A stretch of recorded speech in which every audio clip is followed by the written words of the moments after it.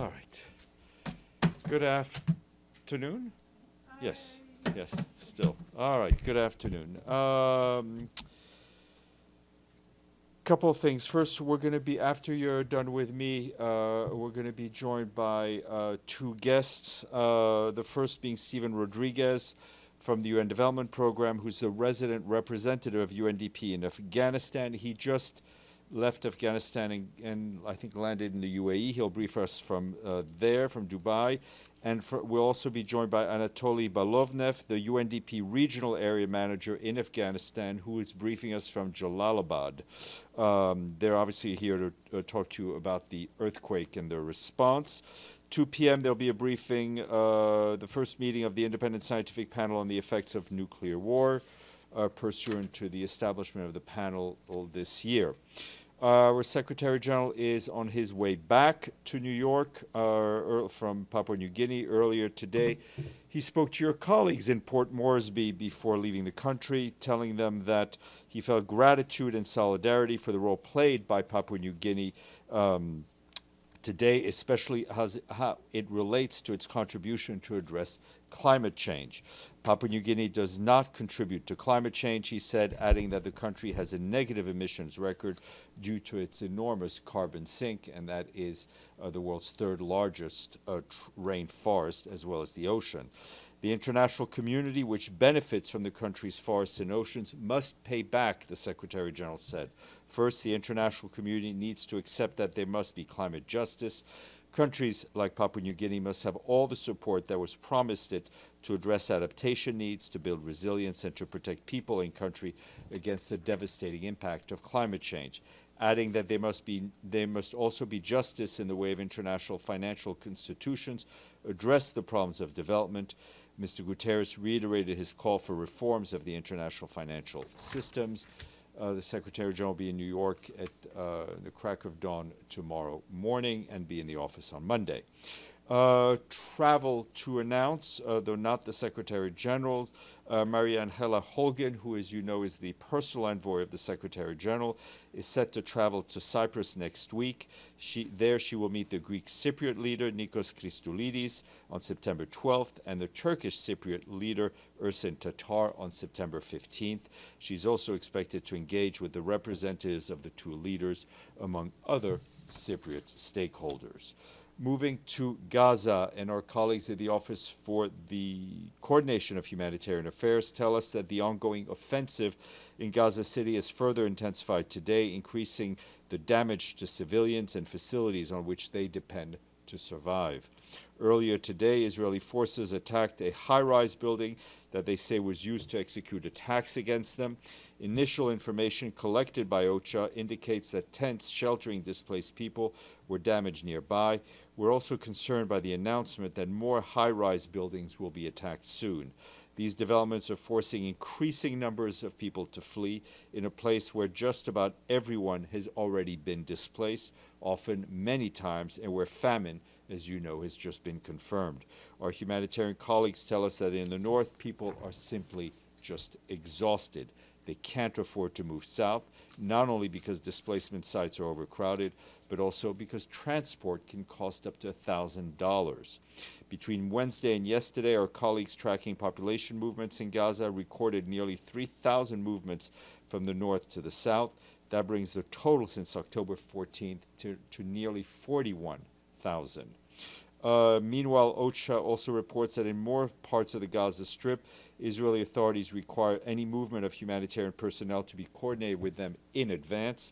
On Wednesday and yesterday, our teams attempted to coordinate 29 such movements, but 19 of them were either denied outright or initially approved, but then significantly delayed or otherwise impeded on the ground. Only 9 of these movements were facilitated, and 1 had to be canceled by the organizers. Despite the impediments, we were able to collect some fuel and supplies related to water, hygiene, and sanitation from the Karim Abu Salam, Karim Shalom crossing, as well as Zikim, and transfer some other items within the Gaza Strip. Our teams were also able to repair a road in Rafah that's needed to improve the cargo flow in the south, as well. And as we mentioned yesterday, they were able to assess the conditions and needs of displaced people in the north which are vast. Yesterday, the World Health Organization distributed critical nutritional supplies to support hospitalized infants and patients who are at Al Nasser Hospital in Khan Yunis. These included 4,900 units of infants in high-protein formula and 2,000 feeding components. To respond to famine and malnutrition adequately, humanitarians working in Gaza continue to call for scaled-up, sustained, and safe access so that enough food and medicine can enter the Gaza Strip and reach those who need them. And we also need sustained and unimpeded access directly to the north, and that, of course, includes Gaza City. Turning to the West Bank, where OCHA paints a pretty dire picture, telling us that since January, more than 2,780 Palestinians have been injured by Israeli forces or settlers. That's a 39% increase compared to last year. This includes nearly 500 people injured by Israeli settlers. That's a twofold rise over the same time frame in 2024. As of Monday, OCHA has also documented the demolition of more than 1,150 structures across the West Bank this year for lacking Israeli-issued building permits, which are almost impossible for any Palestinian to obtain. That's a 44% increase compared to the same period in 2024. Turning to Afghanistan, our emergency relief coordinator, Tom Fletcher, said in a statement today that the devastating earthquake is the latest crisis to expose the cost of shrinking resources on vital humanitarian work. He noted that within hours of the earthquake, OCHA's pooled funds OCHA's pooled funds released $10 million to kickstart the response. The de facto authorities have quickly responded, and countries are generously providing relief supplies and critical funding items. But if this isn't enough, Mr. Fletcher warned, stressing that failing to rally resources now will mean deeper suffering and more lives lost. For its part, our colleagues at UNHCR, the UN Refugee Agency, dispatched $4.5 million worth of emergency relief items to Kunar and Jalalabad, including family tents, thermal blankets, and jerry cans, gas cookers, solar lamps, and tarpaulins to assist some 5,600 households. At the moment, though, UNHCR says its stock in Afghanistan is quite low, as the agency has been assisting Afghans returning or forced to return from neighboring countries, mostly Pakistan and Iran. Pending findings from their interagency assessment, UNHCR is assessing availability in its emergency stockpiles in the region, including in Uzbekistan, to meet further needs. You'll hear a lot more about Afghanistan in just a few minutes from our guests. Excuse me. I also want to flag one more horrific situation in Haiti, which we've been talking to you about quite a bit. I have a rather distressing note on the unimaginable situation that many women and girls live in, as gender-based atrocities in Haiti are reaching alarming levels. Our humanitarian colleagues tell us that between January and July of this year, more than 6,200 incidents were reported by service providers. Nearly half of those were rapes, with 62% of those incidents allegedly perpetrated by armed gang members. Adult women are the most affected, but 1 in 7 survivors is a child, a girl under the age of 18. Furthermore, just over half the incidents involved internally displaced people, yet only a quarter of rape survivors were able to access medical care within the critical 72-hour window. Reasons for that vary between insecurity in the country, the stigma associated with gender-based violence, as well as a weak referral system and the lack of health facilities in many areas. In response, between January and July of this year, UN agencies and our humanitarian partners provided assistance as much as they could, such as medical care, psychosocial support, legal aid, dignity kits, and emergency shelter.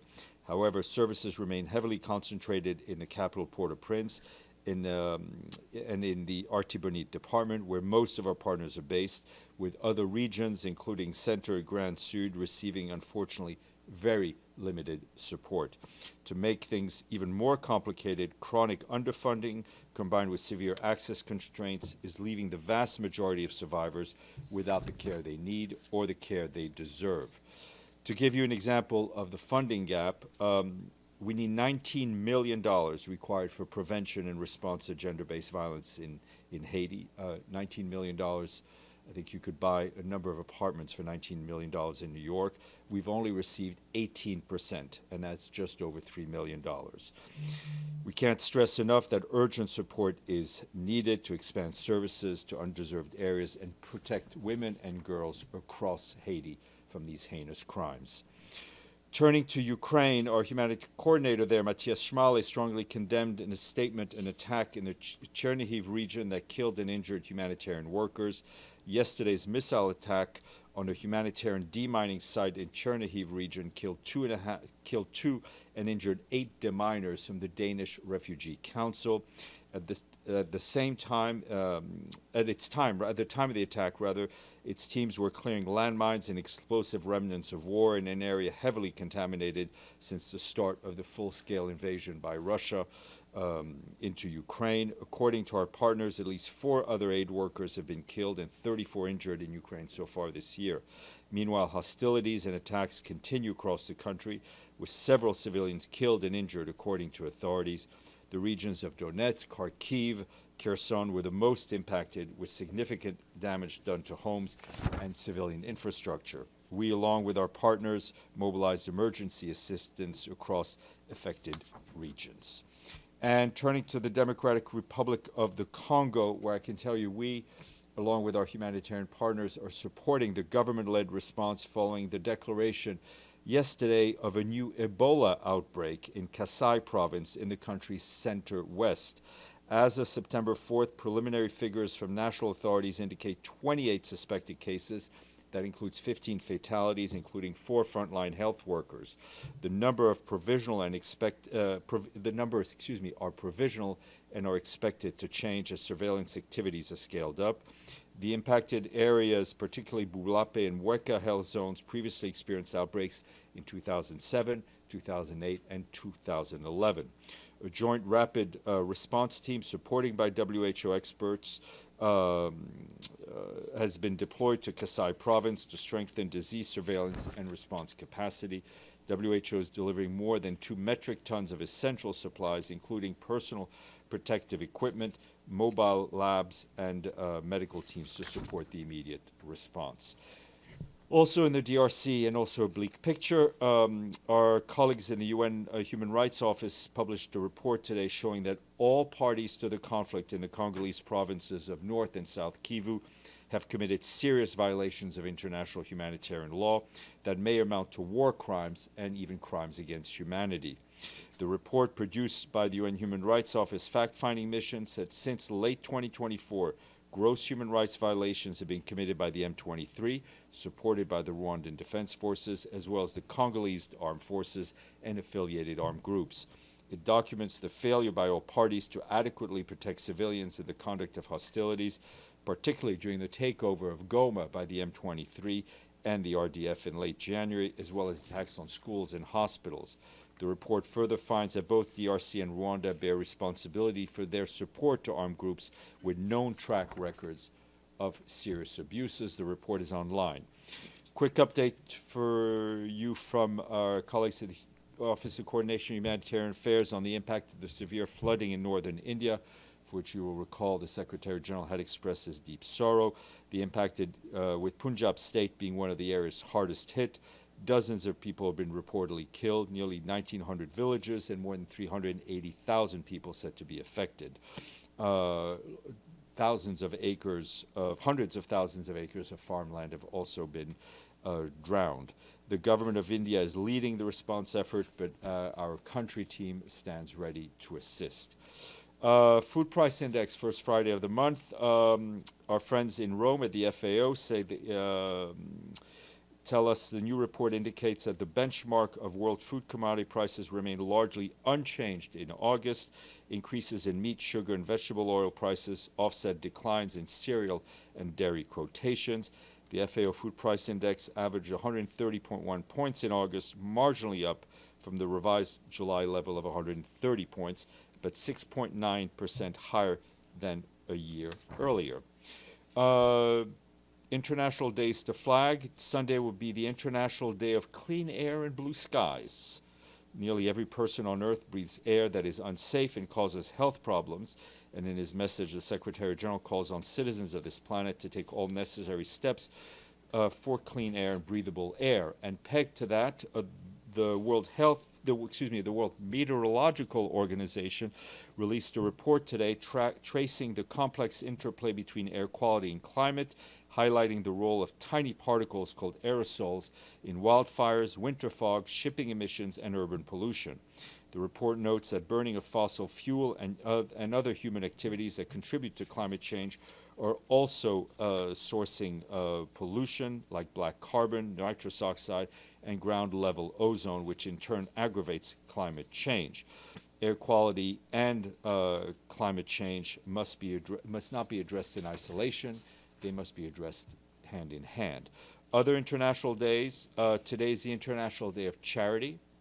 Be nice to me. Observed every 5th of September. The date was chosen to honor the anniversary of the death of Mother Teresa. It's a global reminder of the importance of compassion and generosity. And also Sunday is the International Day of Police Cooperation. The Secretary General reaffirms that if technology is used responsibly, it can strengthen the effectiveness, transparency, and accountability of police institutions around the world. And lastly, Sunday is also World Duchenne Awareness Day. Duchenne muscular dystrophy is a rare progressive disorder where muscles become weaker over time. This year's theme is Family is the Heart of Care and highlights the role family members play in helping people who are living with this disorder. Money today, which means questions. 2 countries paid their regular budget dues. The first country's capital city is considered the second largest French-speaking city in the world after Paris.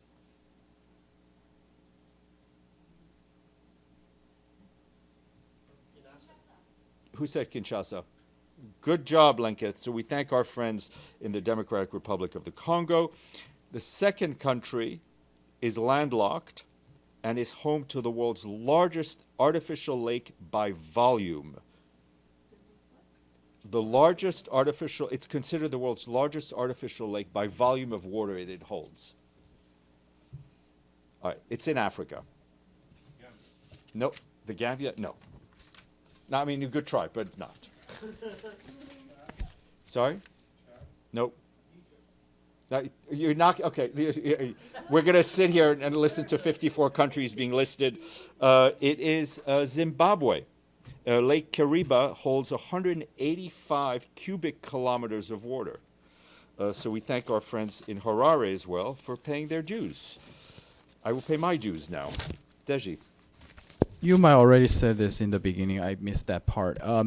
Yesterday, U.S. State Department listed 3 humanitarian group of Palestine on the sanction list. I know that the human rights chief Volker Turk has already expressed his opinion, said it's unacceptable. What is the opinion from the Secretary General? We support, obviously, Mr. Turk and his position, and I think it is quite concerning that we see the increased use of these types of sanctions against NGOs. Pam? On the Haiti numbers, there was a report that came out just in February that there was 1,000% increase. What you're talking about is increase even since in the past. Yeah, the numbers I think are pretty. This is just. And any progress toward a multinational force or any kind of. Well, I mean, the progress, what you know, is the multinational security support force is on the ground. What it needs is more support, and obviously we're moving following the adoption by the Security Council of the. And is there any identification of which gangs? No, I think it is all gangs. Thank you. Yeah. Jordan? Yes. Do you have any update on the communication between the UN and the host country on Palestinian visas? No, as I mentioned earlier this week, we're in touch with the State Department to try to get some clarification and obviously, hopefully, a reverse of the decision based on their obligations under the host treaty agreement. How many UN international staff in Gaza? And if you have a number, can you compare the current number with the number was 2 years ago? The number is less. We've reduced our footprint, but we remain very present in Gaza. I'll try to get you a number. The footprint is constantly being adjusted based on the operational needs, but also obviously taking into consideration the security of staff. I mean, yesterday we had our colleague Tess Ingram from UNICEF, who is an international, who's been in Gaza, and we've had quite a few international staff who remain in Gaza. Allow me. It's a legal question, I think. I'm not sure if it's a legal question or not, but you mentioned something about settlers' violence in West Bank against Palestine, and you gave very huge number of injured and death. Do the UN or does the United Nations consider the action, violent action by settlers, as a terror act or what? Look, all of this violence, all of the settlers involved in attacks on Palestinian civilians need to be held to account by the Israeli authorities, right? Those are crimes, and they need to be held to account for committing those crimes. Alex, and then we'll come up here. Thanks so much. I have a question on Yemen. There have been some reports that Yemeni Houthis are attempting to develop chemical weapons. Do you guys have any evidence of that? I'm not able to answer that question now. It doesn't mean others in the UN are not, or may be able. I will check. We will check for you. Thank you. Yep, and then we'll go to Yvonne. Minglu from China Daily. The General Assembly today is considering multiple resolutions regarding the UN cooperation with regional groups, such as Shanghai Cooperation Organization. Can you tell us what is the view of Secretary General about the value of the United Nations working with regional groups like the SCO? The Secretary General, I think since the beginning of his tenure, has highlighted the need for increased cooperation between the United Nations and regional groups and sub-regional groups as a way of kind of what he refers to, I think, as layered multilateralism. Often regional groups are very effective in dealing with regional issues within the framework of the UN Charter and international law, and I think that has been his message, whether it is regarding Asia, Africa, Latin America, or Europe. Yvonne Murray. Thank you, Steph. On his most recent trip to China this week, last week, the Secretary General said he told the Chinese leader, Chairman Xi Jinping, that the support of China is an extremely important element to preserve for the UN. So does that mean, does preserving China's support make it hard for the Secretary General and other UN officials to speak out on China's human rights record? No, I think whether it's the Secretary General, the High Commissioner for Human Rights, other entities, the Secretary General has spoken out on what he sees as human rights violations in many countries.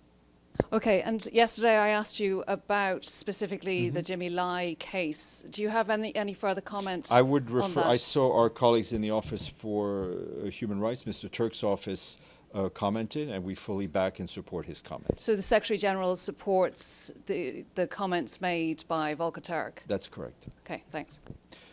Dennis, and then we'll go to Lenka, sorry. Thank you, Steph. According to the Russian Foreign Ministry, there has been an exchange of letters between the Secretariat and the Russian mission to the UN on Bucha. So I have two questions on that. Recent letters, or I mean, they've been exchanged in the past. I don't know if they're. I believe in the past. Okay. So my first question is, how does the SG respond to the Russia's letter criticizing the UN's delayed and inadequate reply to the 2024 inquiry on the alleged Bucha staging? Look, I think the issue of Bucha has come up often, notably in bilateral meetings between the Secretary General and Foreign Minister Lavrov. I think the Secretary General has answered and given our position, and I don't think it has changed in any way. And, sorry, the second one, will the Secretary General publish Russia's appeal as official documents in the General Assembly and Security Council as requested by the Russian Foreign Ministry? Any member states that writes to the Secretary General asking for a document to be circulated, that document is circulated. Lenka. Thank you. Any new phone calls on Ukraine? None that I'm aware of, but if I become aware, I will let you know. Thank you. Ms. Salome. Steph, I apologize. You may have touched on this earlier, so if I missed it, I'm sorry. But can you comment on the targeting of buildings in Gaza and the... Yeah, I did. That was one of the first things I talked about. Okay, all right. I'll check it. Thank you. Yes, sir, please.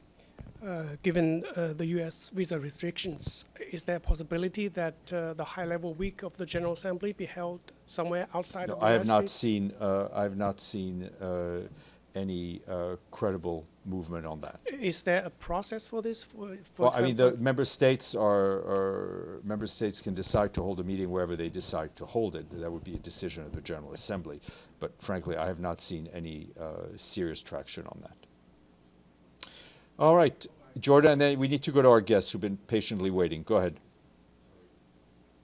I have to follow up with him and on my first question, because you said in the beginning of the week you start communicating with the State Department on the visa issue. Correct.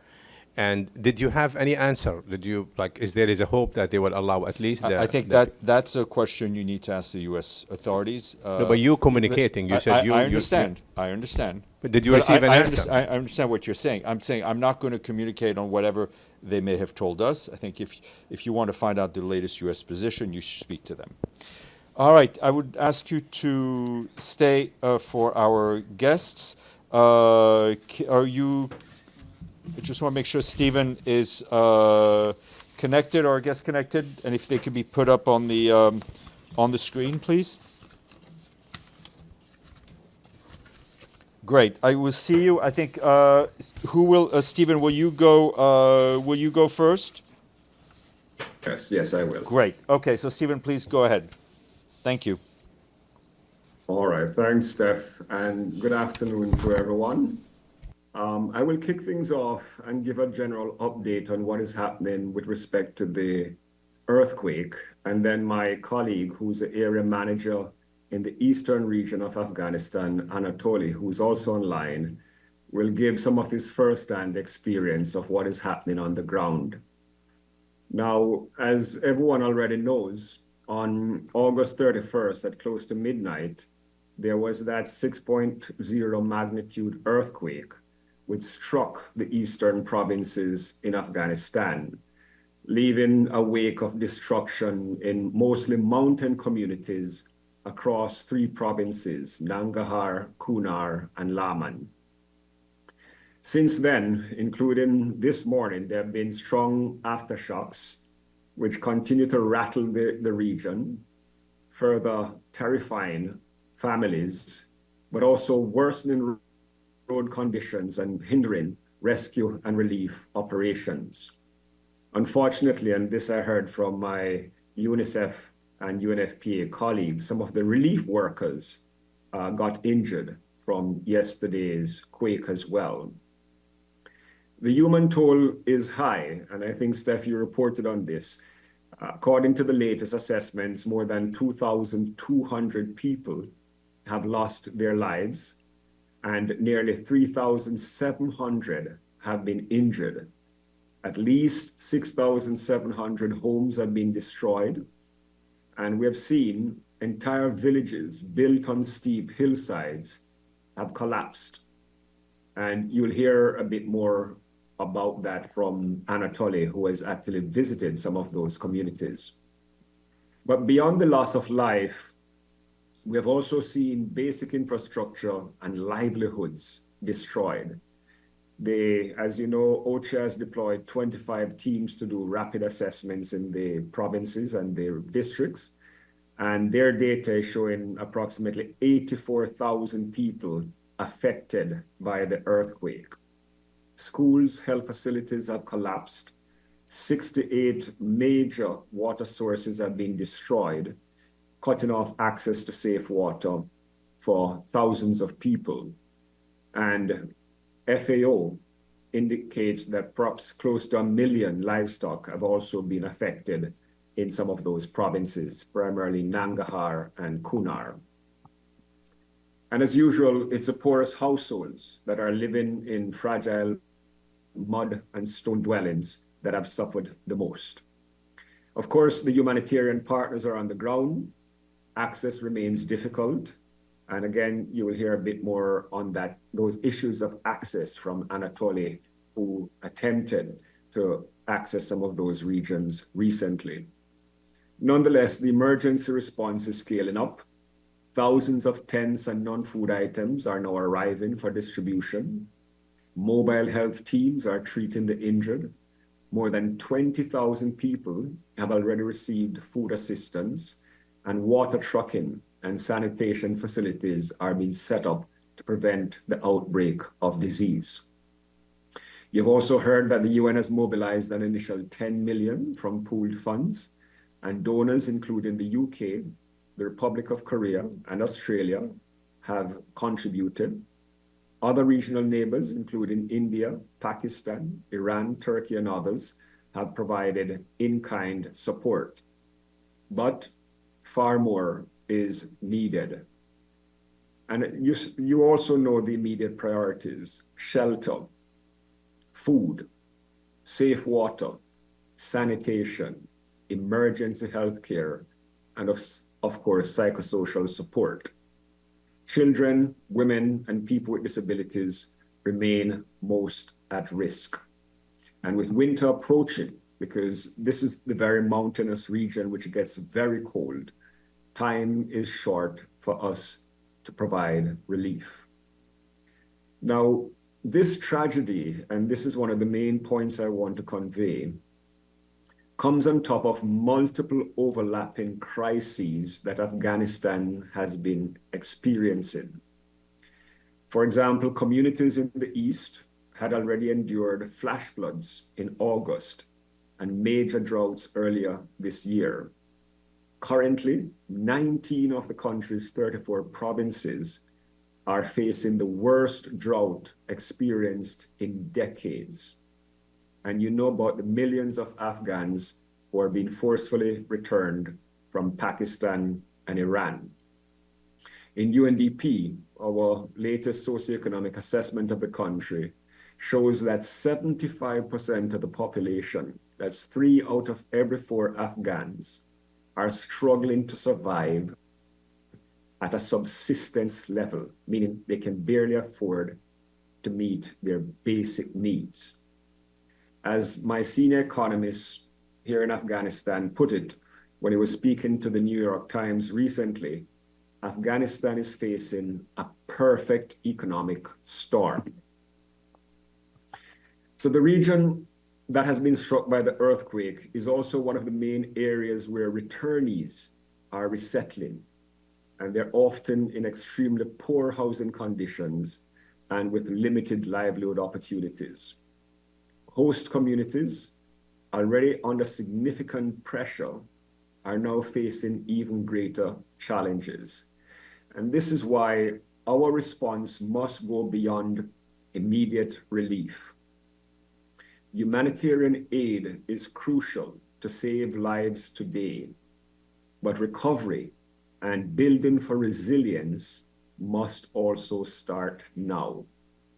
We need to help those communities clear debris, rebuild homes with safer techniques, restore schools and clinics, but also revive local markets, local businesses, local agricultural activities, and create jobs. UNDP and all partners will be working with the affected communities on what we refer to as community-driven recovery. That means we'll be providing cash for work so families can earn an income while clearing rubble and rebuilding homes and infrastructure. We'll be supporting the safe reconstruction of homes and transitional shelters. We'll also be repairing water systems, roads, and other community facilities. We'll help small businesses and farmers to recover because we know that without livelihoods, there's absolutely no chance for resilience. We'll, as UNDP, will also focus on providing renewable energy for households and for public facilities such as health centers and schools. And in all our programs, we'll ensure that women, but also the returnees and vulnerable groups are fully included in the rebuilding effort. We've seen that in the past earthquakes, such as in Herat in 2023, this community-driven approach works. And with the right support, Afghan communities will show extraordinary resilience and solidarity. Anatoli told me of what he saw in one village with some of the young men walking over 13 hours over mountain passes to help neighbors in other districts and communities. So I want to leave you with two messages, dear colleagues. First is that the needs are urgent. Tens of thousands of families are living outside in makeshift shelters, and they're fearful of aftershocks. And with winter approaching fast, we need to act equally fast. The second key message is that we must seize this crisis as an opportunity to build back better, to reduce vulnerabilities, to restore hope, and strengthen stability. And this requires not just the short-term humanitarian assistance, but longer-term investments in resilience. But before I conclude, and I saw this in your press statement yesterday, Steph, and some of the questions that were raised, I want to address one of the questions that have come up in my interviews as well with the media, which relates to the restrictions on women and girls in Afghanistan. Yes, those restrictions exist. And yes, they have an impact on our work. They limit our ability to recruit female staff, which is essential to reach women and girls that are in need. And this also undermines the country's longer-term recovery because the country is excluding half of the population from education, from employment, from public life. So this will set back Afghanistan's development. And it's also a challenge to our humanitarian relief efforts. That said, I want to address directly the reports that in the context of the recent earthquake, women are being prevented from receiving emergency medical care. We have looked into this very carefully. What we're finding is that these appear to be isolated incidents, excesses committed by a few local actors, rather than a systematic restriction.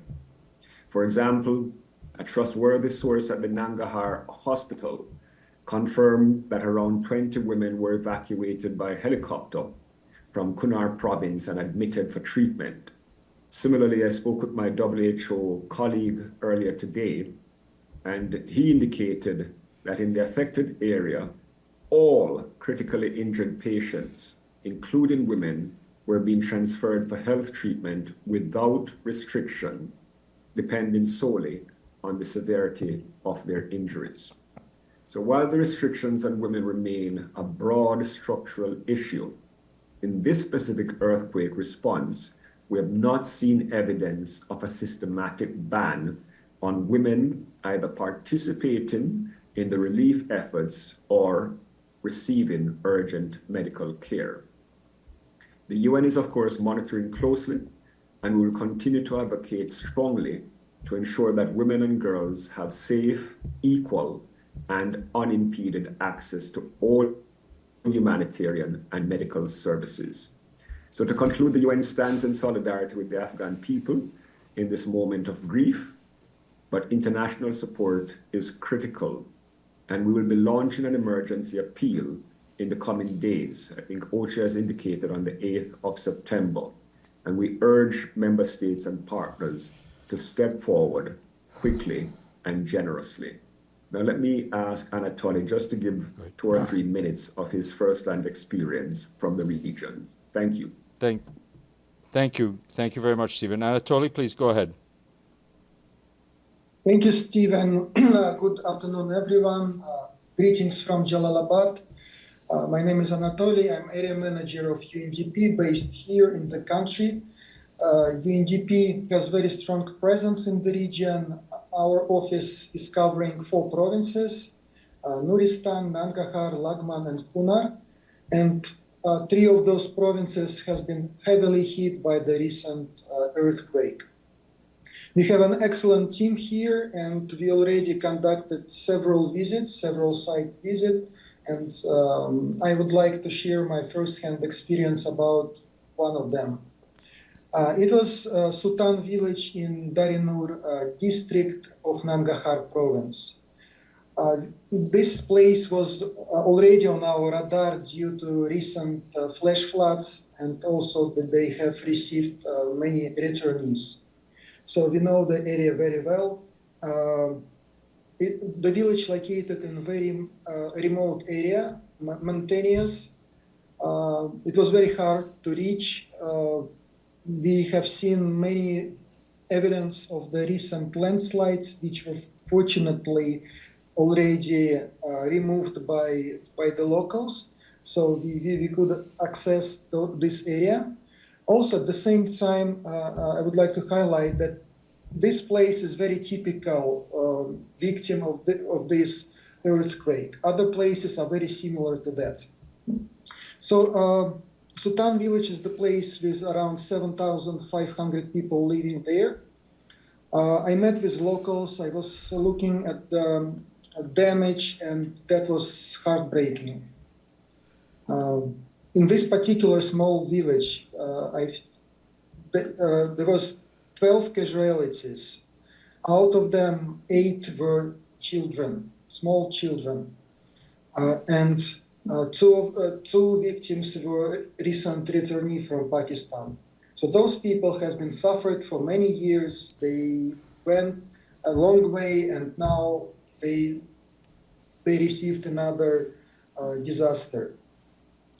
Besides, we had around 60 people injured in this place, mainly because the buildings are constructed from mud, stone, and wood, as Stephen already mentioned, and those are easy to collapse.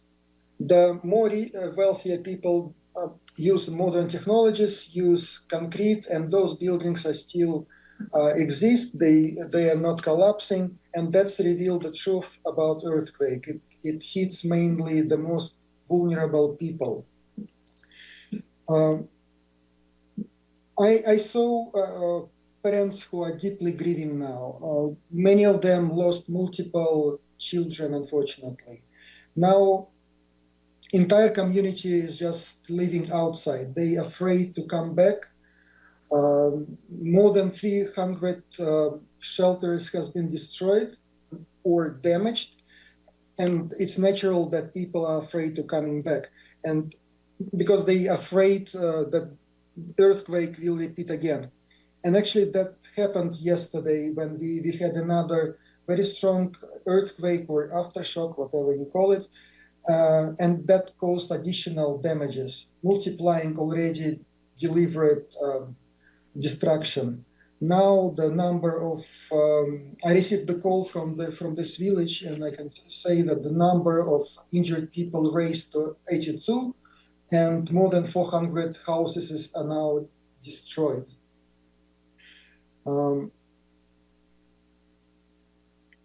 What else?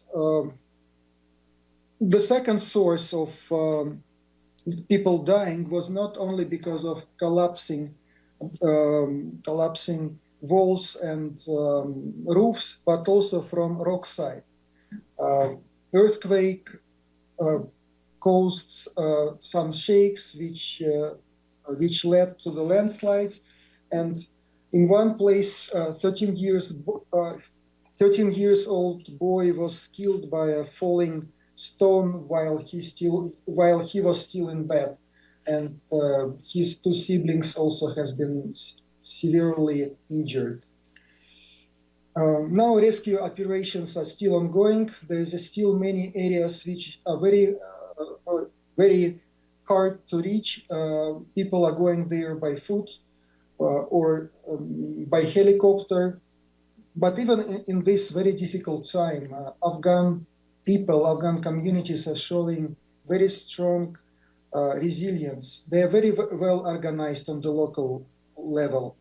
And that will make us possible to deliver area-based interventions directly to those communities and directly to those people who are suffering. And we're looking forward to start our early recovery operations and to help those people as soon as possible. Thank you. Thank you very much, Anatoly. We'll now take some questions. Deji? Hi, this is Deji with China Central Television. We know this is not the first time we have an earthquake in Afghanistan that caused massive death tolls in the country. I'm just wondering, is there a way to build resilience for the next time? Because it seems this is never going to end. Thank you. Please, go ahead, either Stephen or Anatoly. Let me start, because no, it's an excellent question. And this is why I mentioned that the building resilience is not a short-term project.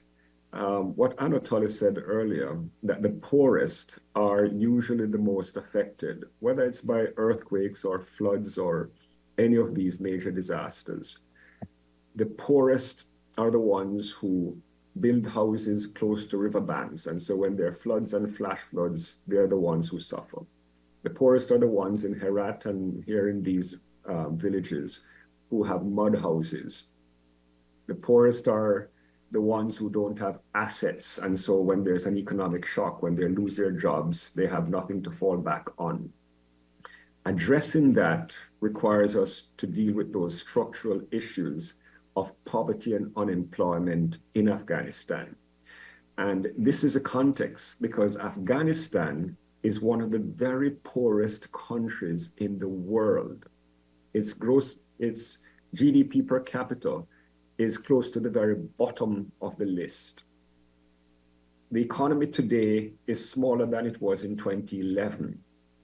When the Taliban took over and the government collapsed, the economy also collapsed by a staggering 27%. So poverty and unemployment are extremely high.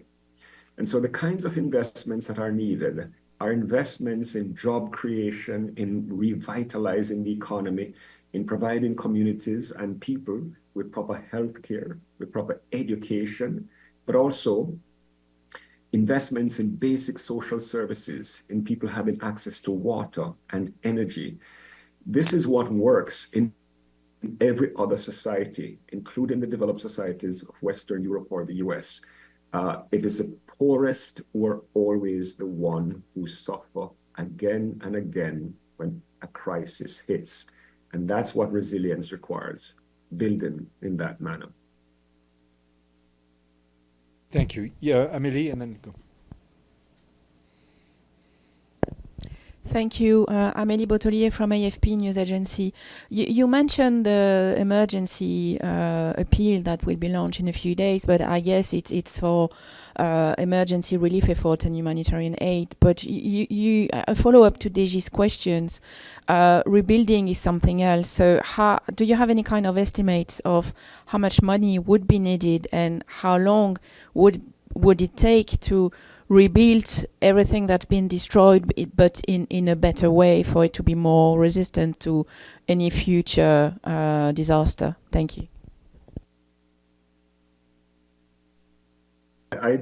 Thanks for the question. It's a really great question. Two things. One, within the humanitarian country team here, We have said that we want any flash appeal that goes out to include both the immediate relief and humanitarian assistance component, as well as the recovery component as well. So we expect that flash appeal to include both components. But secondly, I wouldn't want to go ahead of OCHA because there's a coordinated effort being made. I mentioned there are 25 assessment teams on the ground currently that's looking at the needs based on the damages that have been that have occurred. The World Bank is also looking to do its own damage and loss assessment using its methodology. We're using satellite image from the area, and we'll pull all of that data together to address both the immediate humanitarian needs, but also the recovery needs for those communities. For UNDP, we estimate an initial 8 million for the kinds of work we would like to do, including rebuilding shelter, transitional and permanent houses for the communities, rebuilding some of the roads, providing energy, renewable energy for these households, etc. But that's just one small component of the broader picture. But we'll have a complete picture by the 8th of September is the projection from OCHA. Thank you. Yes, please go ahead. Jennifer Levine, Interpress Service. Given Afghanistan's political isolation and that many countries do not recognize the government, how is the UN working alongside the Taliban to effectively provide aid? That's also an excellent question. And the simple answer to it is, when it comes to humanitarian natural disasters or man-made disasters, the humanitarian principles hold: humanity, impartiality, independence. And so we have made this case to the de facto authorities from the very beginning, whether it is dealing with the droughts or the Herat earthquakes or other disasters that have occurred, that these principles are fundamental.